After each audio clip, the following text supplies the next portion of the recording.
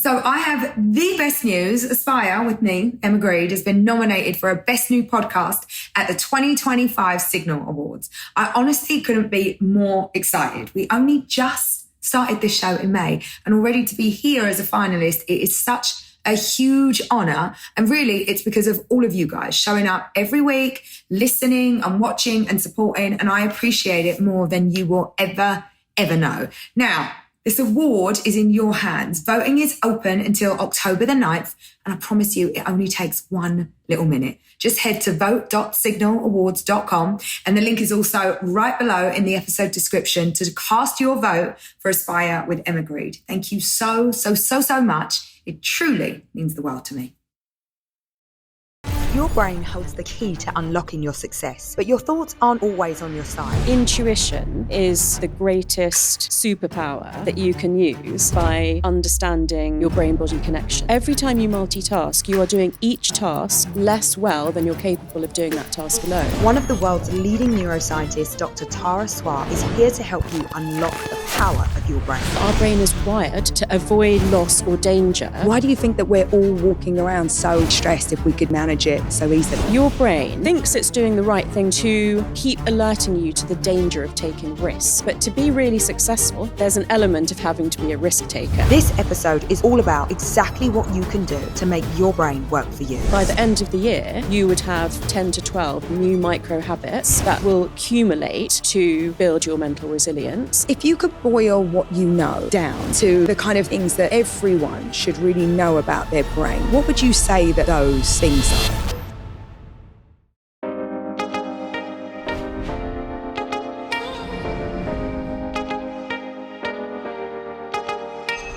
Dr.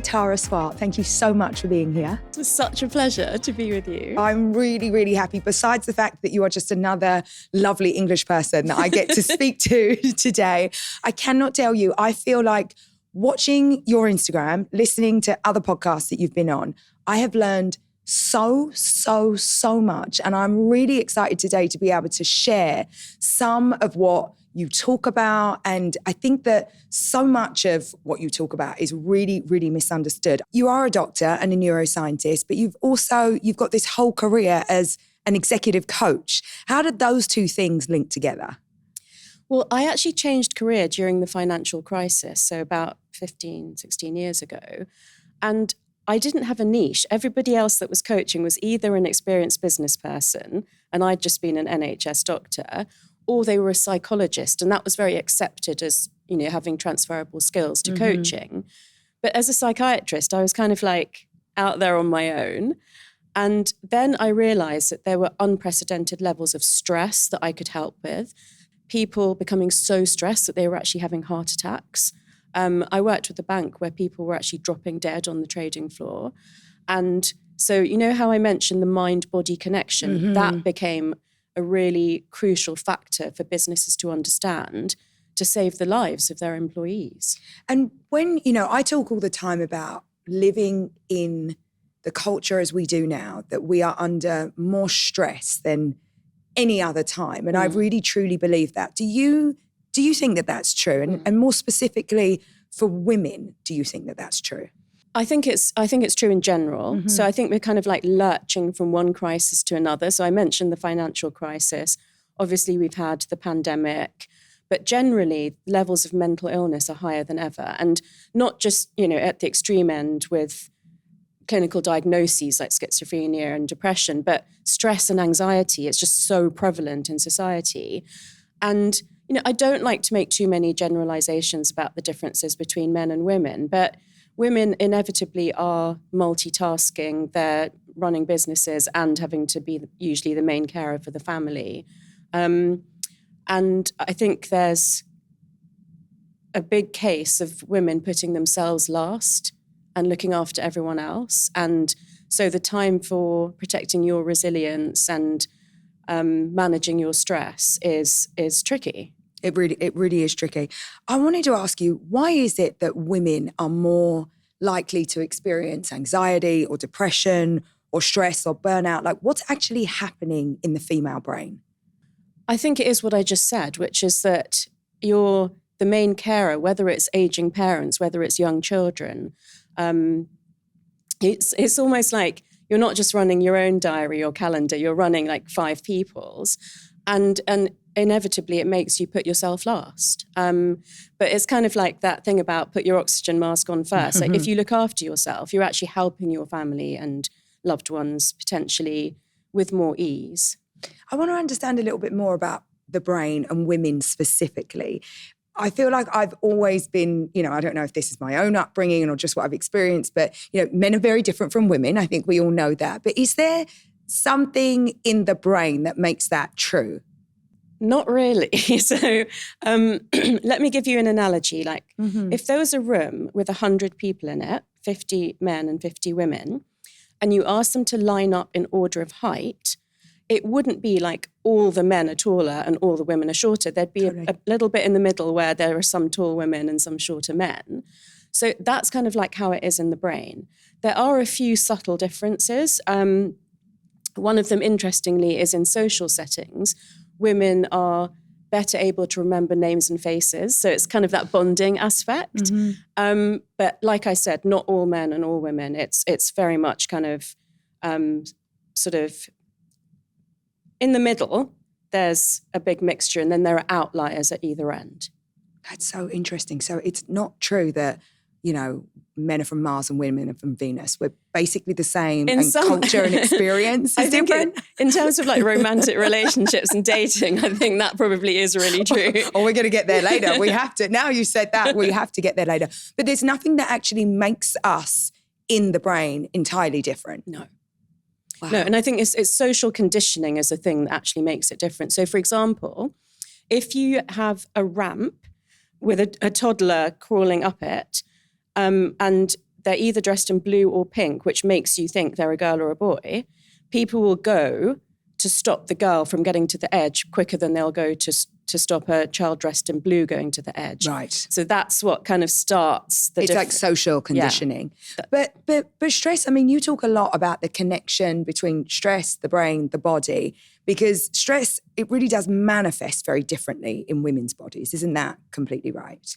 I think it's how you deal with it, isn't it? So if anyone suppresses stress, it can show up as symptoms in the body. And it also depends how you articulate it. In a way, as women, we probably do have the advantage of the fact that we actually talk to each other and share emotional stuff. And that is one way of kind of getting it out of your brain-body system. Is that like a practical step that you advise for people lowering stress, like just talking about it?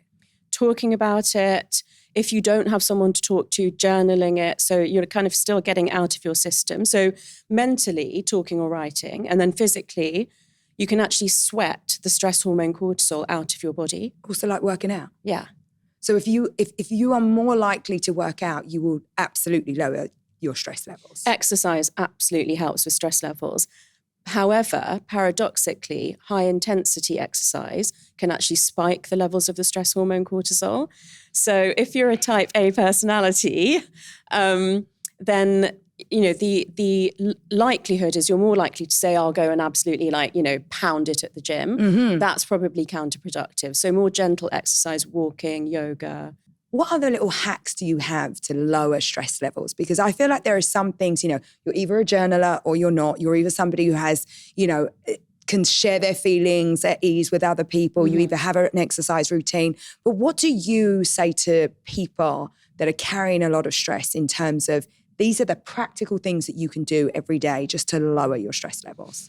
I think breath work is really important. So when we say lower your stress levels, that's quite a broad term that people might find it hard to understand. Like, how does stress show up for me? What can I do about it? But I like to talk about resetting your nervous system. So because your brain is kind of invisible to you, it feels quite hard to access.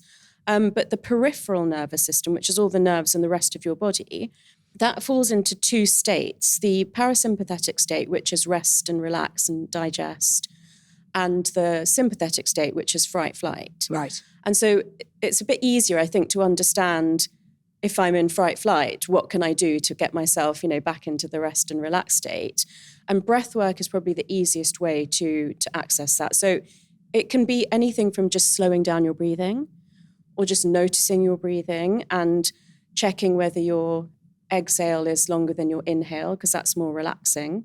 It's all signaling to your brain that I'm relaxed, and you can impact that by changing your breathing. So you're not talking about like a long meditation here. You mean like a moment in the day when you're feeling stressed, practicing noticing your breath in that moment. Yeah, noticing your breath, maybe trying to just like do some slower, deeper breathing, maybe trying to focus on your exhale being longer than your inhale. And there are, several other types of breath work that you can practice if you particularly like them.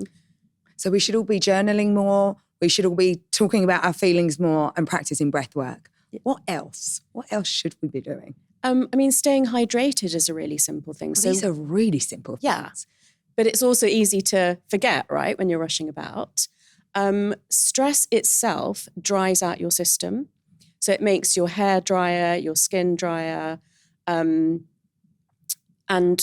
when you are thirsty, you're already way more dehydrated than is good for your brain. So 1 to 3% dehydration can actually stop you thinking at your best. So, keeping yourself hydrated is just such a small but important thing. Wow. I mean, it feels like such simple stuff. So why do you think that we're all walking around so chronically stressed if we could seemingly manage it so easily? I think it's just how much information overload we're bombarded with. So we receive, if you read a newspaper, the whole newspaper, today's paper, if you read it, that would be more information than someone would receive in their lifetime 100 years ago. And if you think actually, we're not even sitting down and reading a whole newspaper. No, we're just all sorts of social media, all the other ways that technology means we can be contacted, text message, email, perhaps lots of people around you talking at you, all the things that you have on your mind, the things that you feel you need to do, like exercise, that maybe you feel guilty about because you're not doing it, all the meetings that you have to attend in a day. It's a lot. And the brain has a natural filtering mechanism. But in a way, it helps us to survive on a basic level. It doesn't really help us to thrive necessarily. We need that time to step back and think about what we actually want our life to feel like, what we want to achieve, what we want to bring in. And then you can help to direct that filtering mechanism a bit better. But if you're constantly rushed and stressed and just trying to keep up, it's hard to really make your life like how you want it. But and I totally get that, but you're on Instagram, you partake in social media. So how do you create the limits that are healthy given everything that you know? So there was a conversation that I was in with a load of very busy business people, where they sort of all sat around and agreed with each other that, the phone is really the problem. And I said, the phone's not the problem, you're the problem. So yes, I do. I am very active on Instagram, but I love your Instagram, by the way. Thank you. I think it's one of the most useful accounts to follow. Thanks. It really is. I'm definitely much more about sending out potentially useful information than receiving. And I'm very, very careful about who I follow and therefore what will come into my stream. But also I don't spend a lot of time looking at Instagram. Because you've made a decision about what's important and how you want to live and going back to that aspect of things. Yeah. Like one of the things someone said about me, actually there's two things I think are really interesting about how the world is now. One is when you spend time with Tara, she doesn't even look at her phone.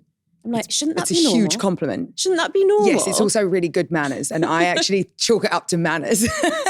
I think it's really rude to be doing anything. I would no sooner, walk off and get a drink in the middle of a conversation as I would pick up my phone. It's just not good. But we've become accustomed to that being okay. Yeah.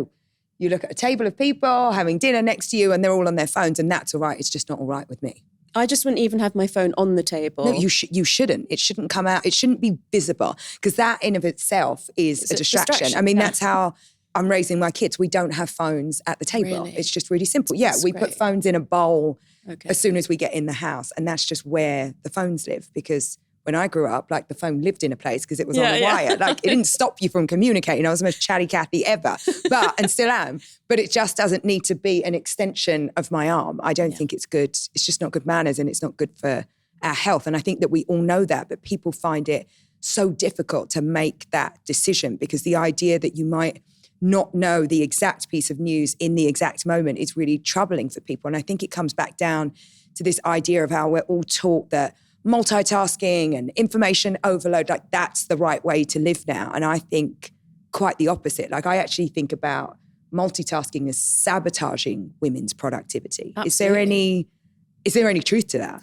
Yeah, so there's this, I think this is a myth. So that, there is this, tell me if you've heard this, women are better at multitasking than men. Oh, that's what everybody says. So that puts you in a position where you feel like, because you're supposed to be good at it, you should do it. Mm-hmm. But the fact is, every time you multitask, you are doing each task less well than you're capable of doing that task alone. Facts.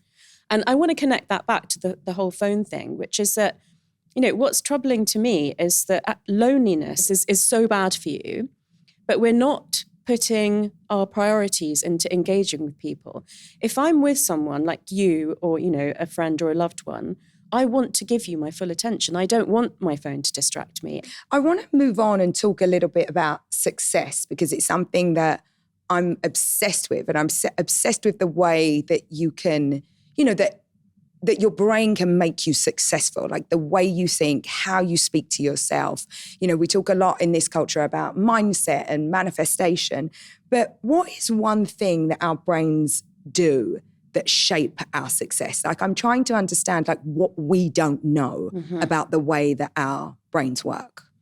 Yeah, so the first thing I will say is that the brain is the CEO of your body. It's basically running everything. And even though it's so small and you can't see it, it's really important to understand how powerful it is in everything that you do.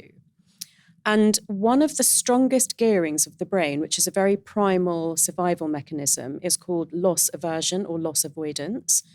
And that means that our brain is wired to avoid loss or danger 2.5 times as much as it is to gain a reward. So the most classic example of this from behavioral economics is that if you parked your car outside today and you walked into the office and on the way you found a $50 note on the ground, you'd pick it up, you'd be quite pleased, you might keep it, you might give it to a homeless person, but then by the time you get to your desk, you've kind of forgotten about that. Mm-hmm. If you realised by the time you got to your desk that you'd actually dropped $50 out of your pocket, you would go back, you would try and look for it. If you didn't find it, you would berate yourself. You would still be thinking about that when you were lying in bed at night. Definitely. So if you think about that, then your brain thinks it's doing the right thing by you to keep alerting you to the danger of taking risk.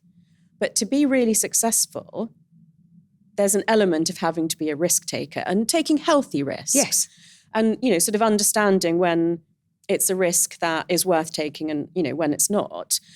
But every time you start to go and do that, whatever that risk is, whether it's, dating or in business, the hippocampus and the amygdala, parts of the brain that control memory and emotion, will get together and remind you of all the previous times that you took a similar risk and it didn't work out. So without you really realizing, your brain will be saying, Emma, that's not a good idea because remember this when that happened. And that will just non-consciously make you think you shouldn't take a risk.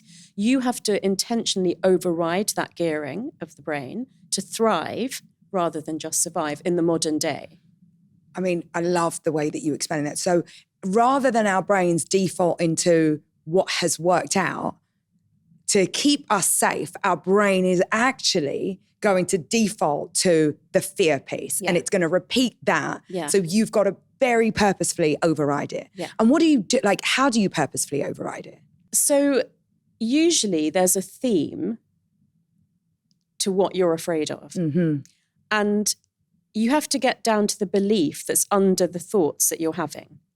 So if you can see some kind of pattern to what you usually think, what usually makes you think, well, don't do that, then if you dig down to what is it that I believe about myself that makes me think I shouldn't do that, that I shouldn't, go into the dating game again, or I shouldn't try to start up my own business, then if you can, and you may need the help of a therapist or a friend to work this out, or you might be able to do it yourself through journaling or reflection, then if you say, I don't deserve that thing, or I don't feel like things like that happen to people like me, you can create a positive affirmation that's the opposite of that belief.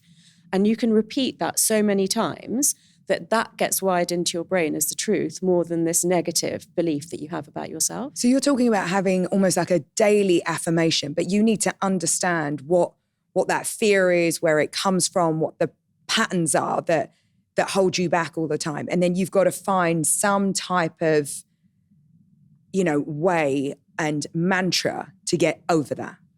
Yeah. And another thing that's a really good one, and I actually think you're such a symbol of, is find someone that you feel is like you, who is an example of someone that's achieved what you want to. Yeah. I feel like I've constantly done that in my life. And it's really helpful because you're like, well, if they can, I can. And that idea of finding someone who's a little bit like you, similar background, from the same place, has a career that you want, that can be so unbelievably useful. Yeah, and so useful. You just existing and doing this podcast is doing that for so many people. Oh, I really hope so, because that was my whole, I've always understood that I have immense power, right? I was taught as a kid a way of speaking to myself. Mm-hmm. And, my mum would refuse to have negative self-talk. She did not use that language because in East London, we didn't use that language back then. But that's essentially what she was telling my sisters and I, right? You can do anything and you have to believe in yourself and you have to tell yourself that. So I was brought up talking into a bathroom mirror with maybe 4 little heads around us because we all had to get ready in the same bathroom. But it was there, right? It was weaved into my way of thinking. Yeah. But that is so hard for people to learn. And so in your practice as an executive coach, and when you get very, leaders and CEOs and people that are, doing these big jobs and big careers, does that come up? Is that something that you are regularly teaching? Have a mantra, have some set of affirmations and speak to yourself well. I'm trying to understand how important that is, because if you're not wired that way, it's a really hard thing to learn.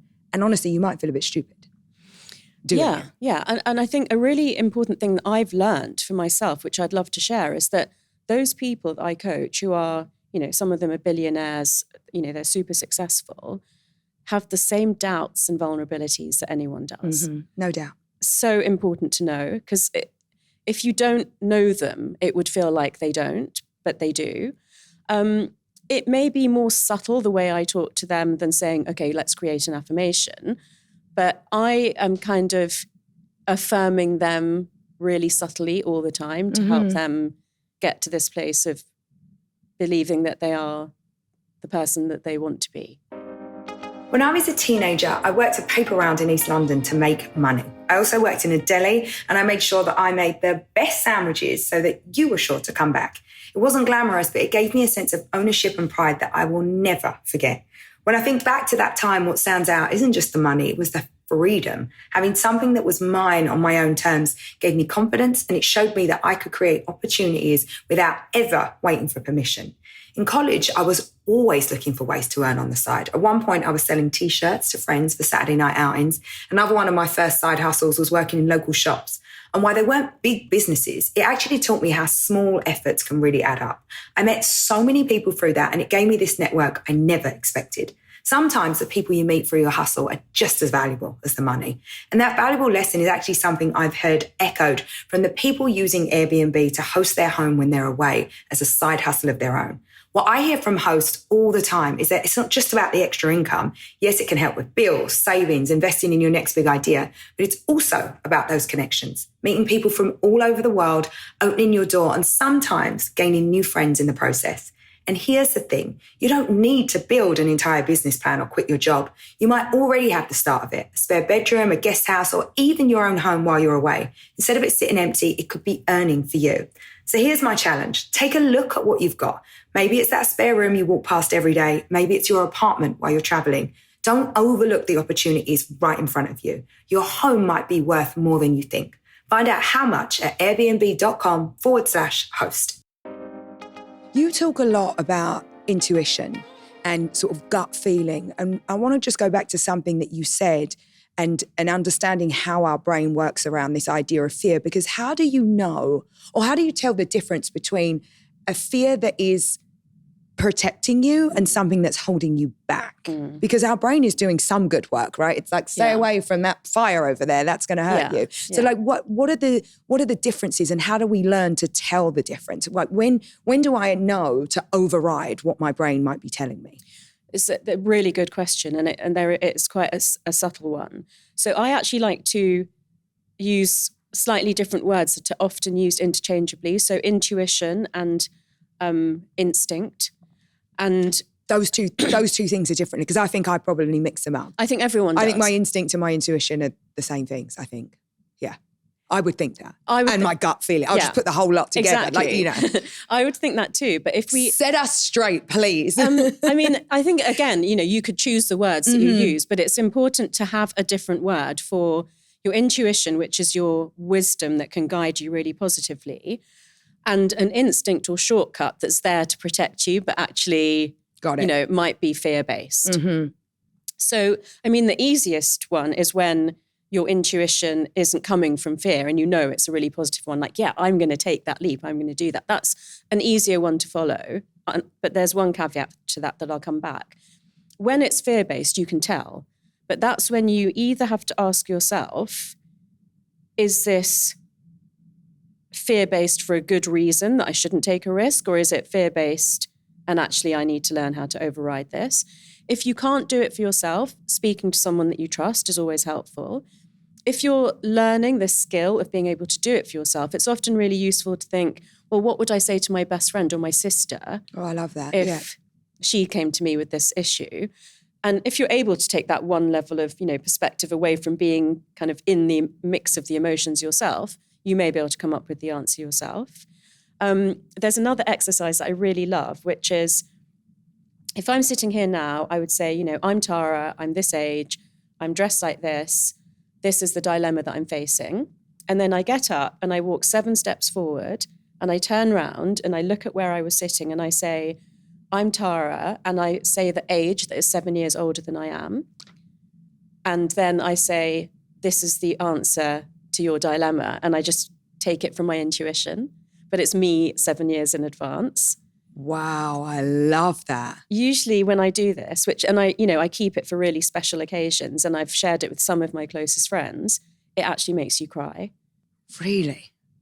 Because your intuition is actually so beautiful. And if you can just step away from yourself and all of the self-doubt and the, kind of negative talk, there's actually a really beautiful guiding light in you that you can get access to when you just step out of yourself for a second. Why is it so hard for people to listen to their intuition, do you think? You've obviously been extremely fortunate in the way that you've been brought up by your mum. But a lot of people have suffered criticism and ridicule and been diminished as a child. And that gets ingrained into your brain and it stays there and it runs a lot of your life without you even realizing. So again, if you can separate yourself from that voice and realize that, maybe that's a person that in your childhood that didn't big you up and make you feel like you can do anything and be the best version of yourself, then, if you say, when you do have a negative self-thought, if you say, that's actually not my voice, that's the voice of that person that didn't believe in me, that's, again, another way of kind of separating yourself from this. Can you strengthen your intuition? Is it something, if you feel actually, I never listen to my intuition because I don't feel like it's there. Can you actually, is there a way to strengthen intuition? Yes. So I think journaling is a really good way. So when you have, and this is the caveat that I wanted to come back to, when you have a dilemma and your intuition and your logic aren't aligned, people will feel safer going with their logic. That's the sensible thing to do. That makes, rational sense. Oh, I think I'm the opposite to that. So am I. I would never go against my intuition. Same. Even if the logic says different. Same. I'm like, no, I'm all intuition. But we've both learned to trust that. So let's speak to the person that hasn't learned to trust that yet. So I think I was naturally intuitive. So I wasn't starting from a zero place, but I decided to hone it through neuroplasticity, which is the ability that we all have to change and learn and grow. And so I would write down in my journal every time I had a decision to make where logic and intuition weren't aligned. And what I encourage people to do is, starting in a low risk decision, try going with your intuition, even if logic doesn't, it doesn't run by your logic, and just see how that pans out. Yeah. And then write down what happened. Keep doing this. Give yourself that evidence that when I go with my intuition, it actually works out better. And then take it to like a slightly higher risk situation and just keep learning and growing. I think reading back over your journal entries and seeing when you did and didn't go with your powerful. intuition. Yeah. It's really, I find reading back over my journals probably one of the best tools that I have, because A, it's the truth.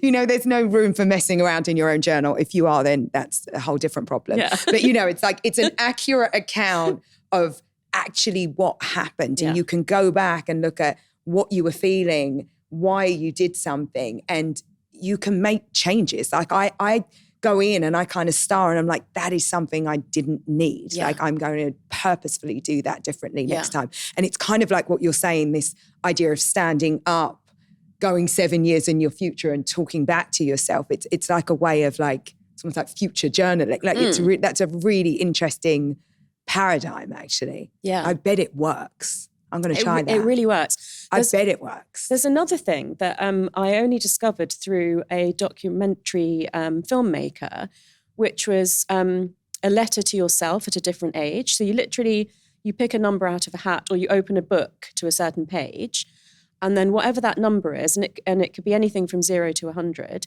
you write a letter to yourself at that age. I was asked to be part of this documentary as a neuroscientist, but then I decided to do the letter as well. I watched the documentary, I did the letter. And again, what really comes out is that we have this beautiful guiding light in us, but most of the time we're just too busy. So why do you think that we have undervalued emotions and intuition? And can you just, I guess my question is, how does reconnecting with your intuition make you a better decision maker? Big question. So basically, if we go back to our evolution, there was a time that we had the limbic system, which is the more intuitive, sort of primal part of our brain. And we had a very, very thin outer cortex. The outer cortex is the more rational part of the brain, and it includes the part of the brain where we can articulate speech. So up until that point, we couldn't speak, but we could grunt and we could gesture and we could make cave art, but we couldn't speak. Once we could speak, so I call it the cognitive revolution, and it's to do with the fact that we made fire and then we could cook meat, so we could eat more protein more efficiently, then our guts shrank and the outer cortex of the brain grew. Once you could speak, that was the quick, the most efficient way of kind of telling you what I mean. And so you would then pay less attention to my body language, my micro muscular facial expression, the impact of like the hormones I'm experiencing that you could potentially share either through our menstrual cycles or through stress. So we've literally evolved there. Wow. And we've then undervalued the things that actually got us there. And then if you fast forward, obviously, to now, there's technology, there's data. I would say up until 30 years ago, before we had really sophisticated scanning technology, logic was just, put on a pedestal, and emotions and intuition were really, it was questioned whether they even really were tangible. Now that we can scan healthy brains, because a lot of neuroscience was just based on what happens when something goes wrong, like there's a stroke or a brain tumor. Now that we can scan healthy brains, we can actually see what happens when you experience certain emotions and how that changes your decision-making. And we can see that intuition is actually a tangible thing. I'm hopeful that, that's changing in a positive way, particularly now with the very sharp rise in AI and ChatGPT and stuff. I think going back to what makes us human is going to be more important than ever. I couldn't agree with you more, and I really want to touch on that. But something that you said is very interesting. So you're talking about we can train our intuition simply by using it, by trying to use it and getting higher and higher stakes about that. So that is like rewiring the way that we think. And And when you talk about neuroplasticity, I really want to understand that a little bit more. I see myself as someone who is always in learning mode. I was terrible at school, and so I've had to do all of my learning once I got out of there. But some of us feel more ability to learn than others. And I'm not just talking about, things that are useful in our professional lives. I'm talking about like even thinking about how you rewire yourself to have less negative thinking, for example. But I want to understand the science and how our brains work and if we all have the ability to learn all the time. Yeah. Or as well as others. Yes. So neuroplasticity is this ability of the brain to grow and change throughout life. And we used to think that by the time you were about 18 and you stopped physically growing, that your brain became fixed. This was like accepted as facts in neuroscience and neurology. Since we've had that sophisticated scanning technology, we can see that the brain actively grows and changes till we're about 25. But from 25 onwards, if you force your brain to learn things and you seek novelty and you're curious, then the brain can remain really flexible, or what we call plastic in science terms. So if you think about your kids from 0 to 2, they went from being completely helpless and vulnerable and not able to do anything for themselves to walking, talking, being able to control their bladder and bowels. I mean, it's unbelievable. Unbelievable. Watching children at that age is just like a miracle. It really is. Yeah. And then in teenage, there's quite a lot of pruning of the brain to make it sophisticated enough to live an adult life, to be social, to find a partner, to reproduce. And that goes on for longer than we used to think. It goes on till about 25, which actually kind of explains why children stay often quite financially dependent on their parents till older than 18. It used to be like, give your 18-year-old a briefcase and send them out into the world. Now, not so much. Not so much. And then after that, look, if you married your childhood sweetheart and you've got a job for life that you actually quite like, and that stability is good for you, fine. You'll plateau. Your brain won't shrink, but it won't grow. But if you want to improve the highest functions of your brain, what we call the executive functions, things like being able to think flexibly, think creatively, solve complex problems, access your intuition, override your biases, then you do need to be engaging in some form of learning. It doesn't need to be formal. It can be the fact that you travel and you meet people who think really differently to you. It can even be things like take a different, way to work so that you just maybe like see a different building or a sculpture or something. But I have to say that things like learning a language or learning a musical instrument, they are so intense for your brain that it really forces your brain to change and grow. And like I said, you don't just get the benefits of learning Spanish, you get other benefits in your brain by continually learning. And do you think that, I've always thought that just for myself, I'm interested in learning, but do you think there are other reasons to continue learning? And when I say that, are there more social reasons that you should continue to learn, or is it just about, self-realization? No, there's definitely other reasons. So because when you learn something, it's probably like quite a specific thing, but by keeping your brain flexible, you're also going to improve things like resilience, creativity, access to your intuition. It's basically the difference between doing kind of having all your days being quite the same for long periods of time to being open to change, because that's going to make you more of a healthy risk taker as well, right? And makes you more successful, because the more open to change you are, the better. And I think that a lot of us are kind of kidding ourselves around this AI piece of life right now, thinking, well, I've got to be really open to the change. But I'm interested to understand how you think this revolution in AI is going to impact our brains right now.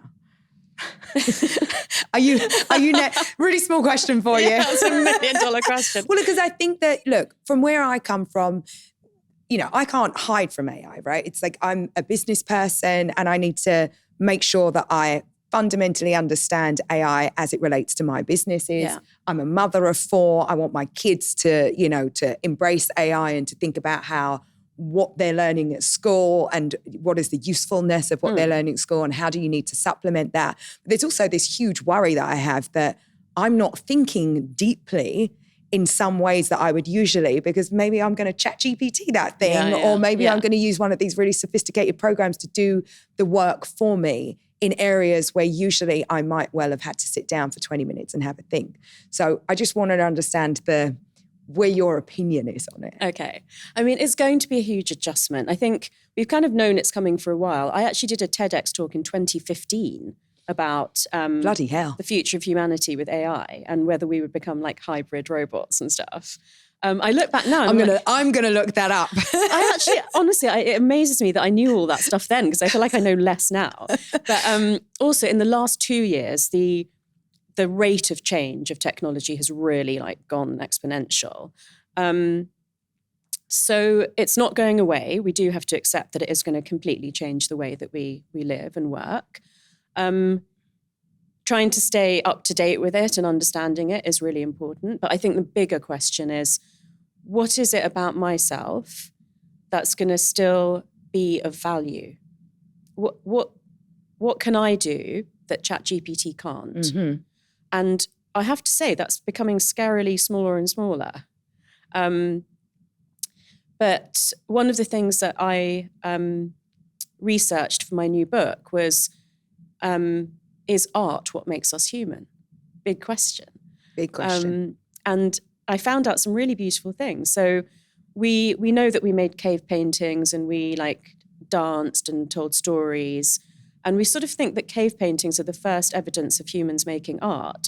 But actually before that, we adorned ourselves. We carved into like ostrich eggshells and stuff. But way before that, we made tools that were more beautiful and symmetrical than they had to be to do their job. So there is this innate like love of beauty and this wish to be creative that's very much part of like the human existence. And I think things like that and intuition are where we need to turn our attention. Right. Yeah. I think I've heard you talk a little bit about creativity and how important it is for us to embrace creativity with some kind of regularity in our lives. Yeah, I mean, there's this incredible statistic, which is that if you engage in the arts and culture every 2 months, so 6 times a year, then your risk of dying goes down by 40%. No, it doesn't. If you only go twice a year, your risk of dying goes down by 14%. And there are so many free like sculpture parks and galleries. That's the way I'm getting my kids to the galleries then. You're going to die, basically. You have to come here with me or you'll die. That's a crazy statistic. Yeah. Why is that?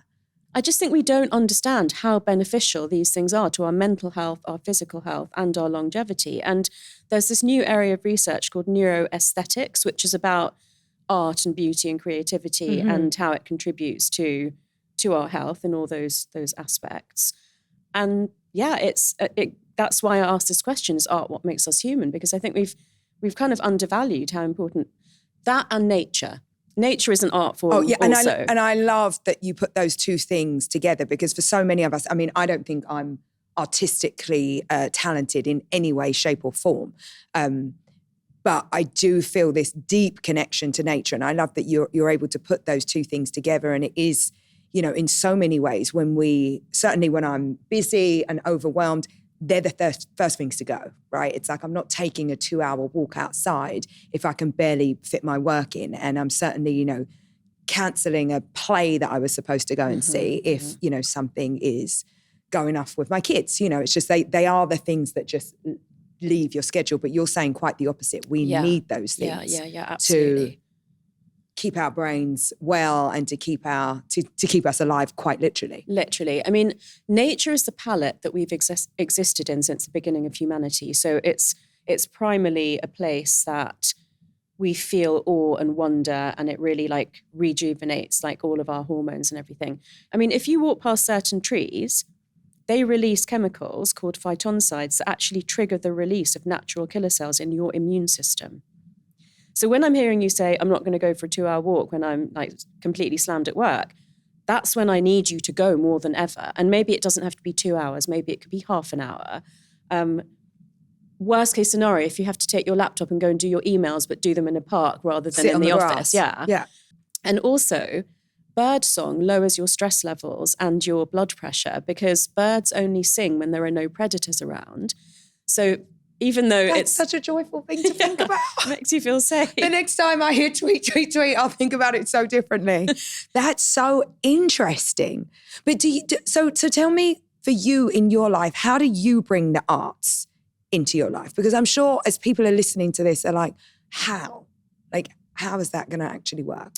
Yeah, so for me, I absolutely love the ballet. It's like my favorite thing in the whole world. So I try to go to that as frequently as I can. But the other thing is that, so you said you don't think you're artistically talented. No, but neuroaesthetics says that it doesn't matter if you're good at it or not, you still get the same benefits. But isn't that such a mindset thing of me thinking because I'm not good at it, then I shouldn't really bother doing it? And you're saying the absolute opposite. It doesn't matter. Because A, I'd probably be in learning mode, which is good for my brain. And B, I'd be giving myself the arts and the culture and that side of things that I really need for my survival and my health. And it's both making and beholding. So you can go to the ballet or you can dance around your living room. Mm-hmm. You can, go and listen to a band or you can sing in the shower. I think those are small areas that I would love to see people like bringing in to their life. But these things are habits, aren't they? And I feel like getting the right habits that support a healthy brain, that support you, and you don't say not being stressed. What do you say something else, which is so much nicer? Being emotionally regulated. Which is so much nicer. Today's segment is brought to you by Bumble, the go-to dating app for finding love. You all know that I'm a big believer in building things that last, in business, in family, but especially in relationships. And the truth is, dating can feel totally overwhelming. That's why I've noticed so many of my friends and people in my circle turning to Bumble. They've been listening to their community and making changes that actually build trust. And with optional ID verification, you've got the added reassurance that their photos and their age are real too. So no catfish here. I keep hearing the same perspective. Bumble just feels more intentional now. Profiles highlight the things that you have in common right away. So it's easier to see if someone aligns with what actually matters to you. And I love that they've added the dating advice hub in the app. It's like having a dating expert in your pocket. It's a reminder that dating doesn't have to feel overwhelming. You can take your time, you can laugh at yourself and focus on what feels right for you. So if you've been thinking about the idea of finding love, maybe, just maybe, this is your sign. Bumble's making dating safer, more intentional, and honestly, so much more fun. And isn't that the whole point? Start your love story on Bumble. I say it all the time. The best investment you'll ever make is in yourself. And honestly, in today's world, that is no small task. Modern life is full of hidden stressors, poor nutrition, environmental toxins, not to mention the daily wear and tear that quietly drain your energy and focus. That's why I've been using Armor Colostrum. It's nature's original performance upgrade, packed with over 400 bioactive nutrients that fortify gut health, strengthen immunity, and ignite metabolism at the cellular level. I take Armor every day now, and I've personally noticed a difference in so many ways. My gut feels lighter, my energy is more consistent, and I recover faster after my workouts. Armor Colostrum strengthens your immune barriers along your gut, sinuses, lungs, and more, so your body is ready to handle whatever life throws at you. It also supports radiant skin, healthy hair growth, and peak performance, helping you absorb nutrients, stabilize blood sugar, and actually modulate hormones to fuel your metabolism. Basically, it's like giving your body the ultimate upgrade for clarity, resilience, and longevity. Receive 30% off your first subscription order. Go to armor.com/aspire or enter aspire to get 30% off your first subscription order. That's armra.com/aspire. I want to talk to you a little bit about people at the start of their careers and thinking about habits and thinking about what you do and what you carry to create long-term success. Can you talk to me a little bit about the right habits for long-term success? I have to reiterate the foundational ones that I think are really important, that you can't achieve success if you don't have these things right. And they are sleep, eating right, being hydrated, not being sedentary, doing some form of exercise, and managing your stress. Yeah. So I've spoken about all of those things a lot before, so I don't need to like deep dive into those ones, but I just need to remind us all. They are the foundational things that all of us have to do. But I wonder if there are other things that have an outsized impact on your success and happiness once you've got the foundational things in place. So once you've got those in place, then the things that come after that to like really set you up for success are being very tuned into your senses. So not acting like your body is just the vehicle that takes your brain around from meeting to meeting, but being very embodied, having that brain-body connection is like hugely advantageous. Because of course, when it is your career, logic is going to predominate. But actually this is a simple kind of, metaphor, but if we think about 6 ways of thinking, there's physicality, emotion, logic, creativity, motivation, and intuition. Right. And physicality is quite an easy one to actually tune into, but also easy to ignore. So people who do a lot of sport or exercise tend to be better at acknowledging biofeedback from their bodies. Like, what's my body telling me when I get butterflies in my stomach? What's my body telling me when I get goosebumps? And then equally applying that to what am I picking up from your body language that could help me, inform me to have that edge over everybody that you're competing with to be successful in your career. Honing your intuition, I would definitely say, is another one.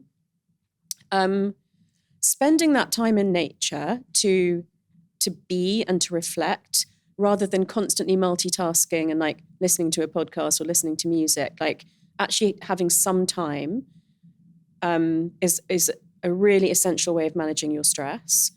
And then I think a really, really important one that people underestimate as well is your tribe or your community.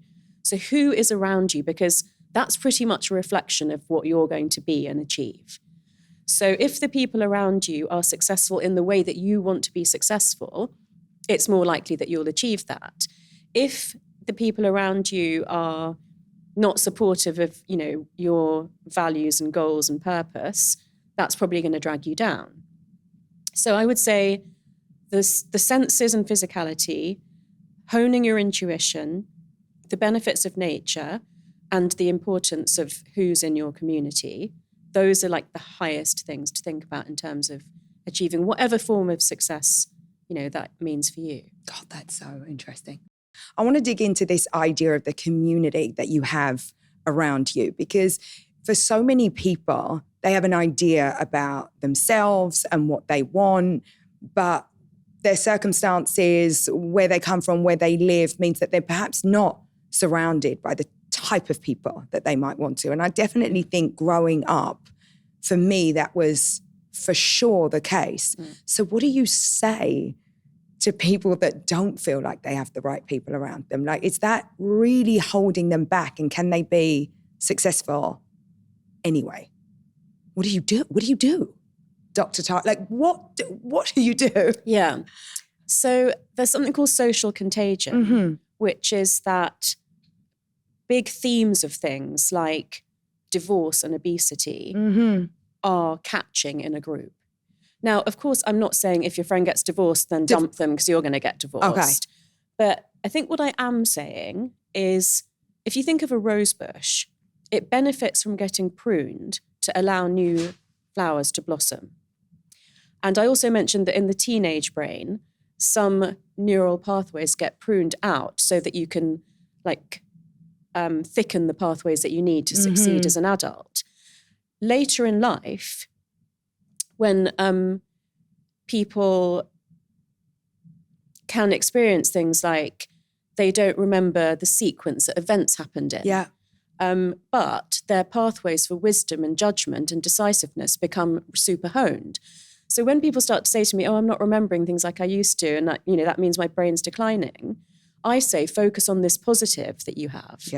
And I come from a culture where older people are really revered. So I've always actually kind of really respected and wanted that wisdom that will come later in life. Yes. And, that's, again, a way of looking at things which is quite counter to the cultures that we're in, where getting old is seen as bad. Yeah. So the way that I want to put it, as nicely as I can, is that in the same way that I curate my social media feed, because I know how much impact it's having on my brain, I need to have people around me that have the same values and purpose and goals, or, you know, are aligned with me in the things that are important to me, like spirituality. And if over time that diverges for people, that's okay. Like, you can just let them go, wish them well. It's not about, you know, dumping or ghosting or like taking it personally. It's just that we're all on a journey. We're all continually growing and changing. And it is really important from a neuroscience point of view who you have around you, how they talk to you, how much psychological safety they give you, and you know, what you contribute to them. So I think it is important to examine that.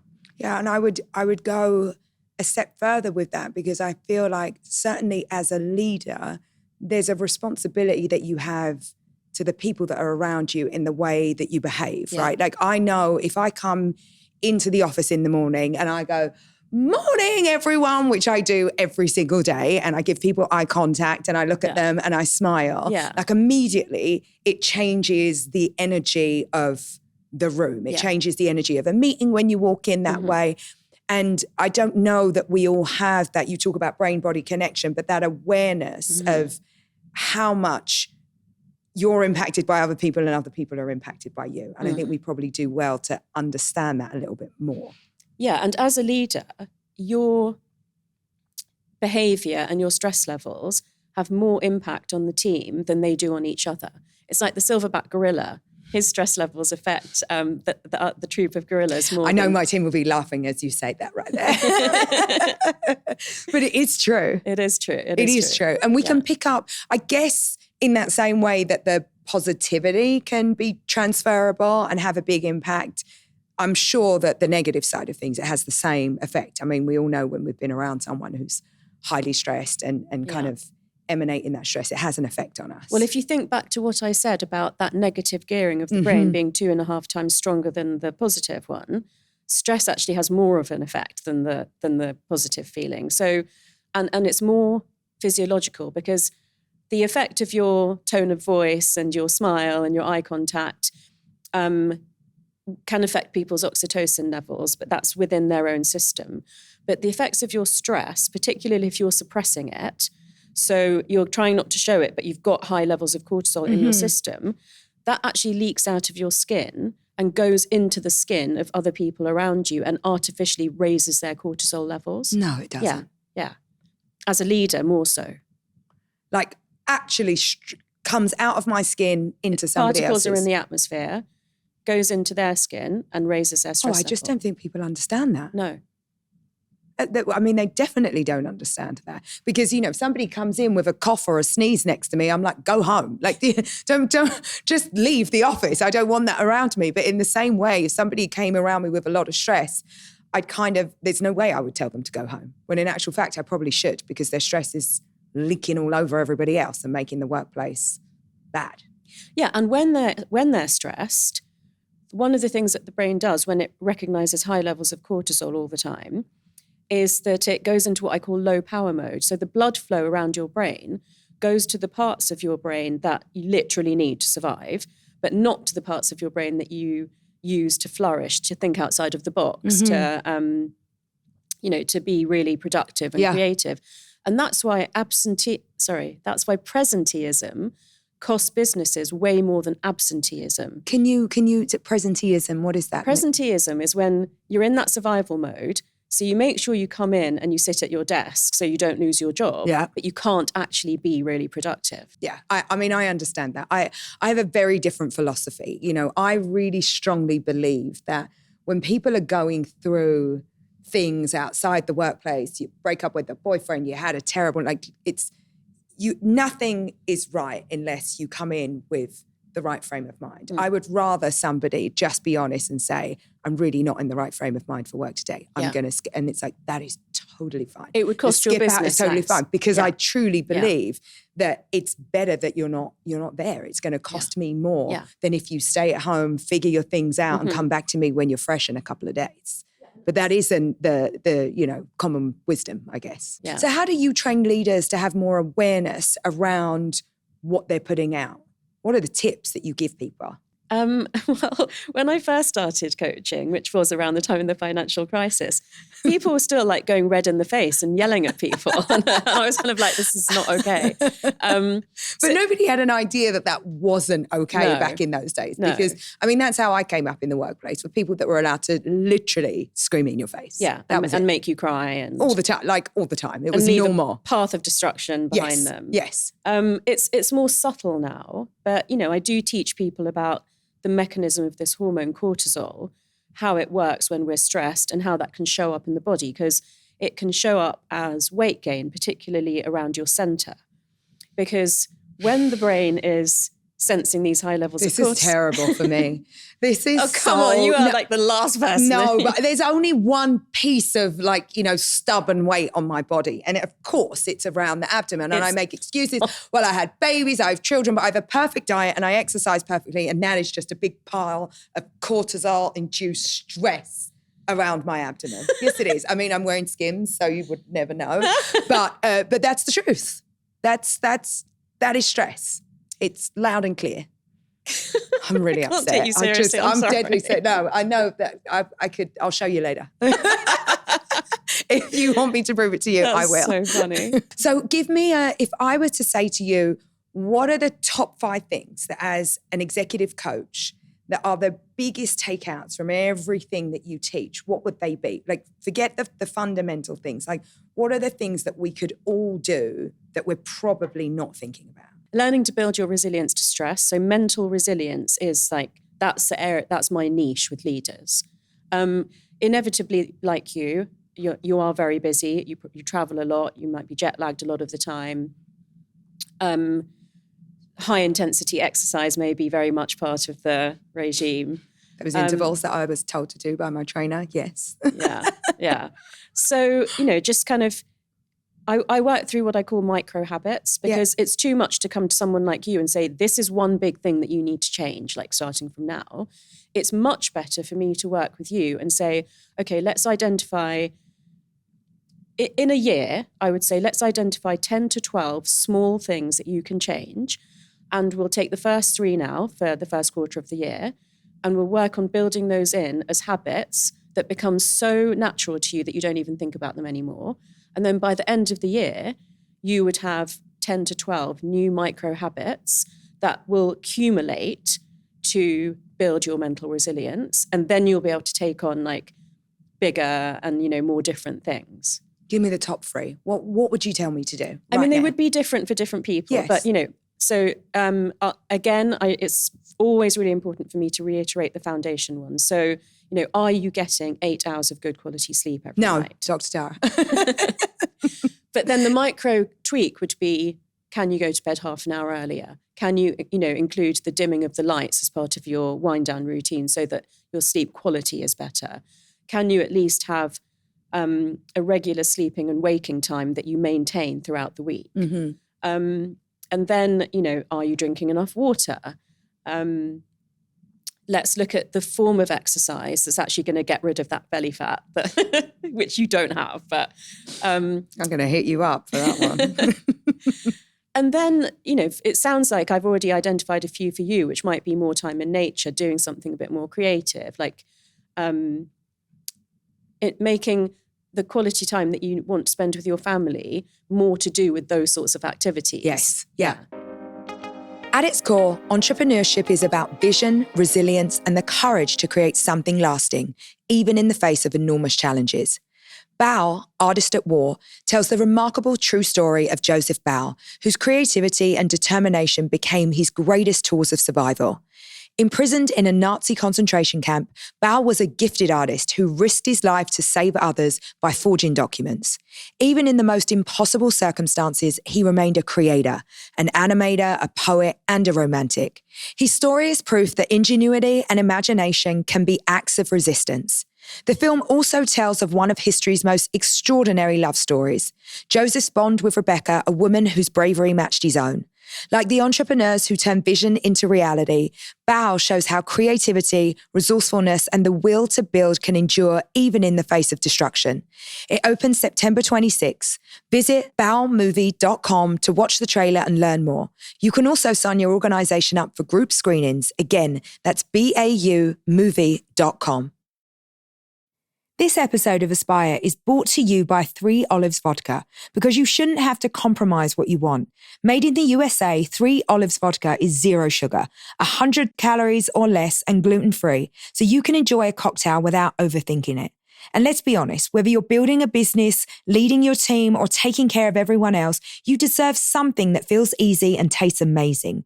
Whether it's my favorite, a classic vodka soda, or an espresso martini with friends, reach for 3 Olives Vodka. Next time you're picking up something for your bar cart, look for 3 Olives Vodka and let it be your reminder to celebrate your wins, big or small. To learn more and find 3 Olives Vodka near you, head to 3olives.com. Cheers. Copyright 2025 Proximico, 3olives.com. Please drink responsibly.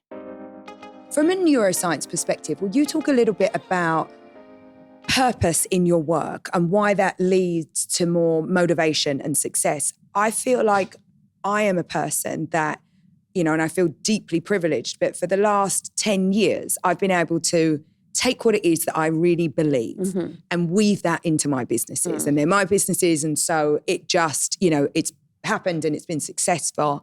But I know that for other people, it's for some reason, it feels like a harder sell. And I know that you have an opinion on this.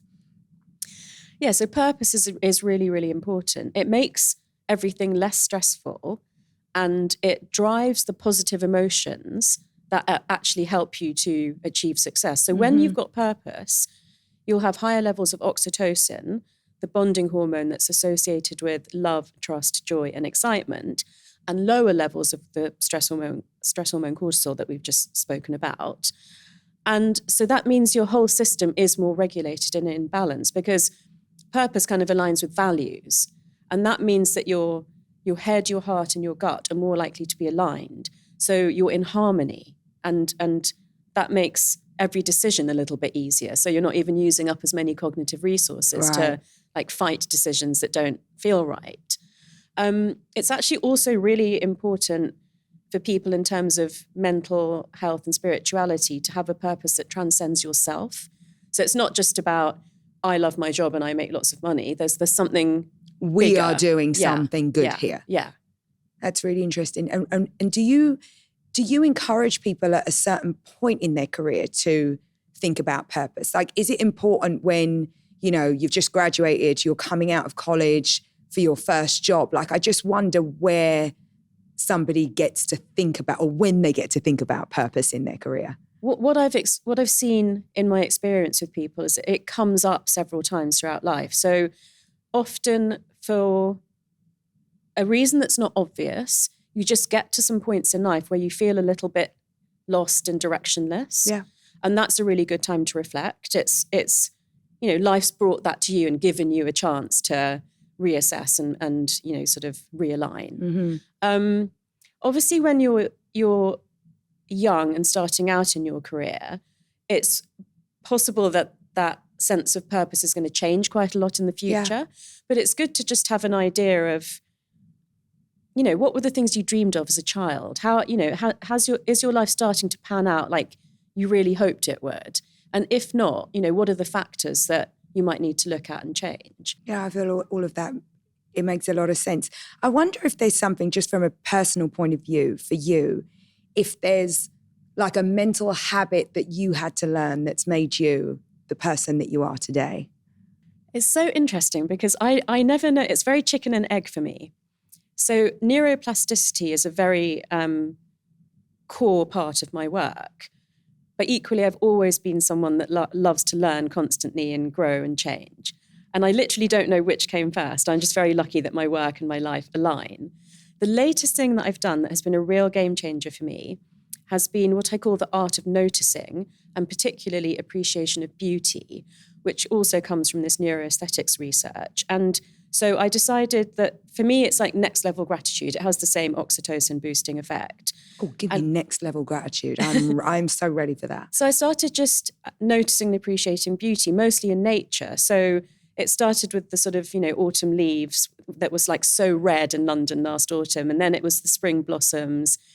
Because of what I know about birdsong, I always really appreciate birdsong. And now so will we. Exactly. And, if I see a beautiful building, I'll really actually stop and like notice it and feel that sense of awe that impressive architecture can bring.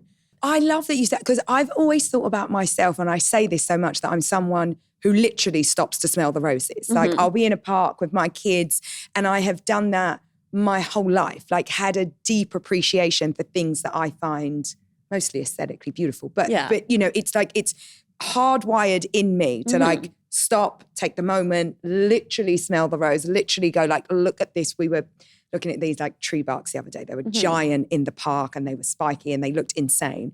And my kids and I stopped, and my eldest son was like, what are we doing? Like, we look insane. And I was like, no, this is incredible. It's so beautiful. Have you ever seen, a tree trunk like that before?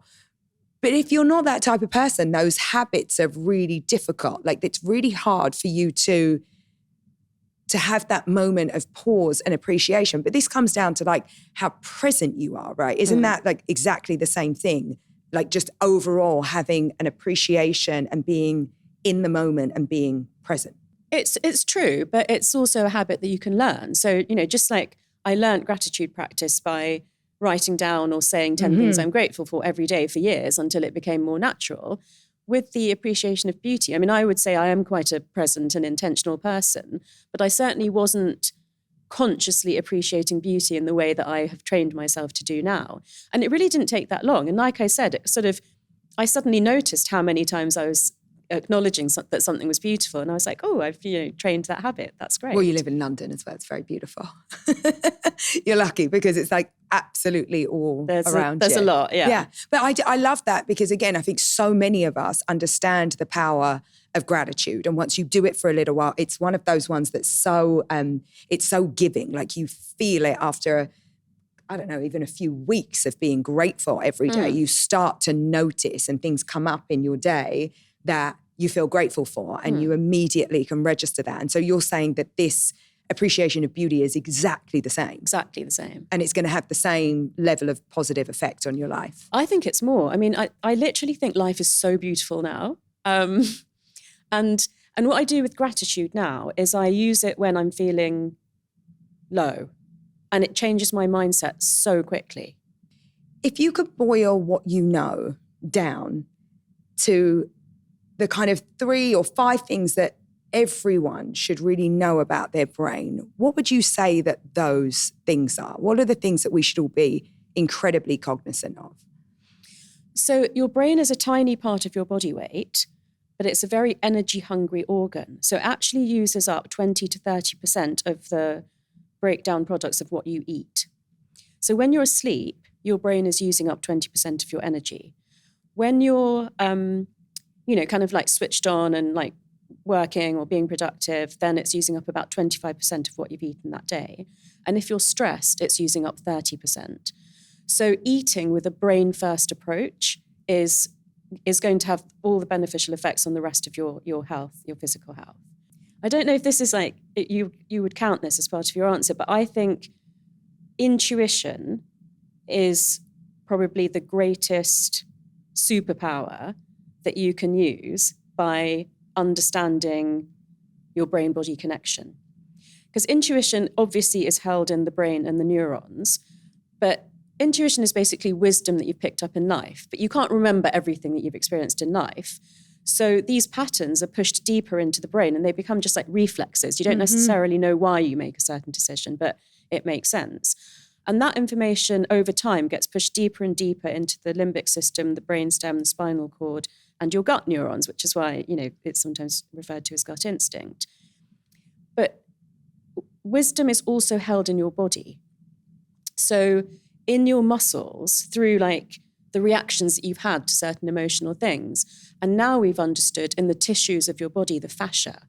So actually doing something physical can help to unleash your hidden wisdom. So that walk in nature, or that, dancing or drumming or humming, these ancient practices are actually really good ways to get the most out of your brain and your body. And then, here's a little more quirky one. So sleeping on your side, left or right, but not your back or your front, is better for cleaning out the waste products from the brain overnight. No, I'm a back sleeper. That's terrible. Sleeping on your side is much better. Yeah. Oh, damn. I've got a side sleeper pillow. You could buy one. That makes you sleep on your side? Yeah. No way. No way.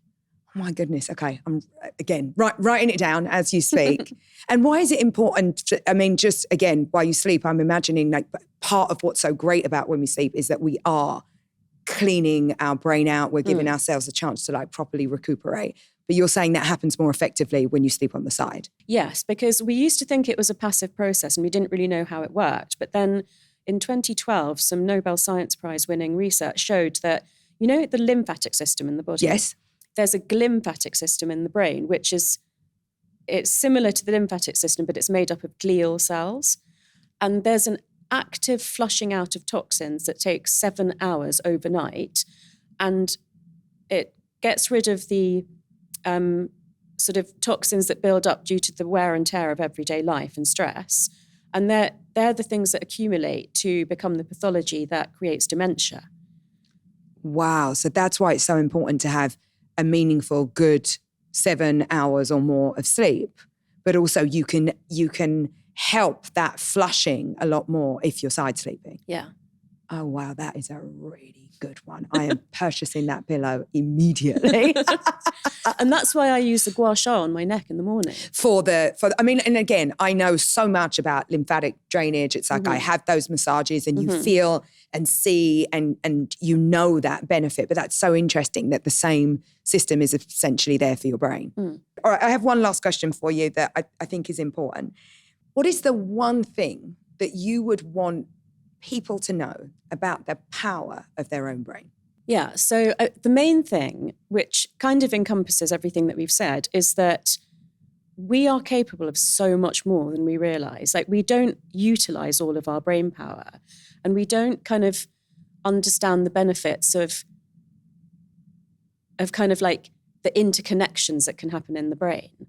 So we tend to sort of be quite narrow in our focus and quite like in task mode.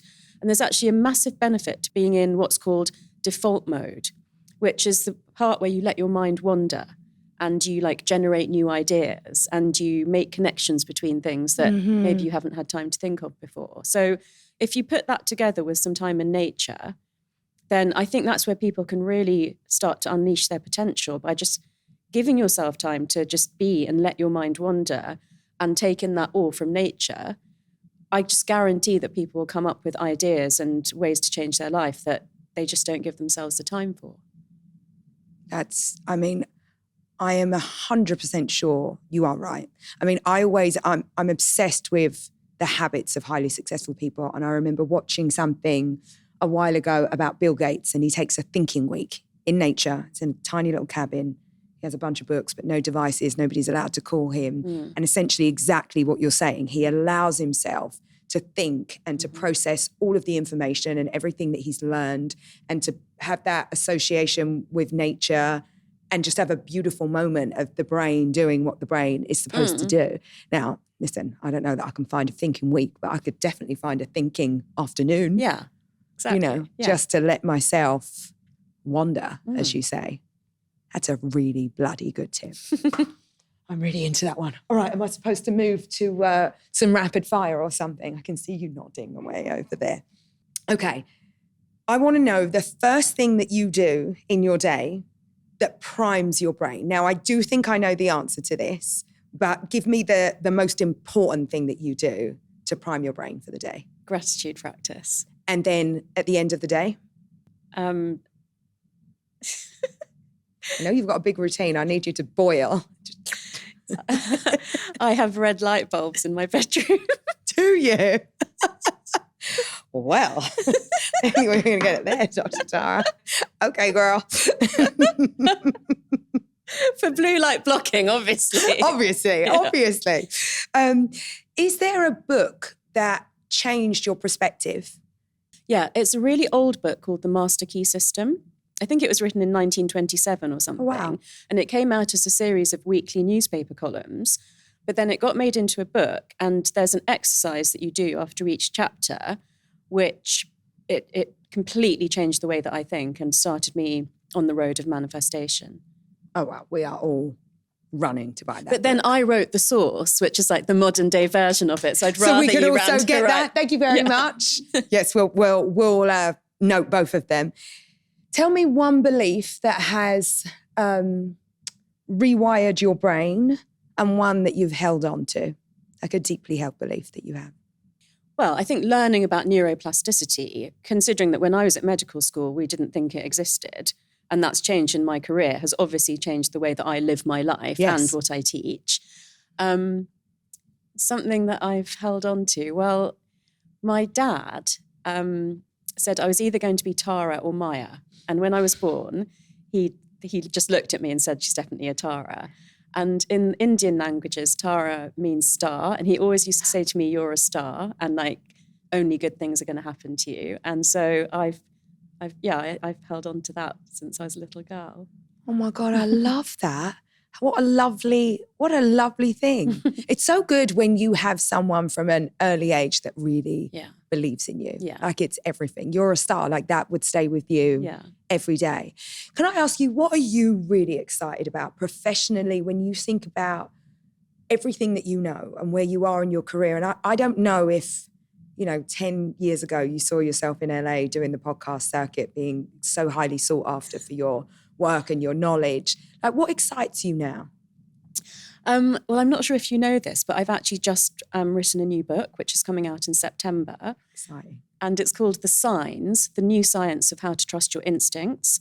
And it is literally my life's work. I poured my heart and soul into it. It's got everything in it that I believe in now, and about how I live my life, like how I understand the nature of consciousness, what I believe about the potential for humanity. I'm so happy that that's happening for you because, again, I said to you, your work and what you teach and how you teach it more specifically, I find so beautifully refreshing because to me, you're like you're a person that is grounded in all of this science. You have a beautiful, simplistic way of putting across these very deeply complicated ideas.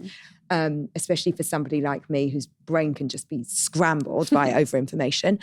But I love the way you're teaching us to do something that feels a bit more spiritually connected. When you talk about intuition and gut instinct and those things, like I know that's true. Like I don't need anybody to tell me that like the science behind it because that's how I've lived my whole life. But I think for so many of us to be able to tap into that power, we do need a little bit more of the information and to understand how it really works. And so I love that you're bringing something that for my whole life, I've heard that, people have signs and that people don't leave us when they die. And I think that for it to come from someone like you is very, very important. And especially in our culture at this point in time, it's really important that we can believe things that are beyond the tangible. It's really, really important work. And I know all the work that you do is really important, but maybe this is your, what do they call it? Like when you have like the biggest, fabulous, most moment in your life. It's that. That's the technical term for it. You're having the biggest, fabulous, most moment of your life. And I'm really happy for you because I think that your work is superb. Thank you so much. I'm super happy to have spoken to you today. Thank you. Too. Thank you. Oh my God. Thanks for joining me on the Aspire podcast. For more strategies on how to build the life of your dreams, be sure to subscribe to our YouTube channel.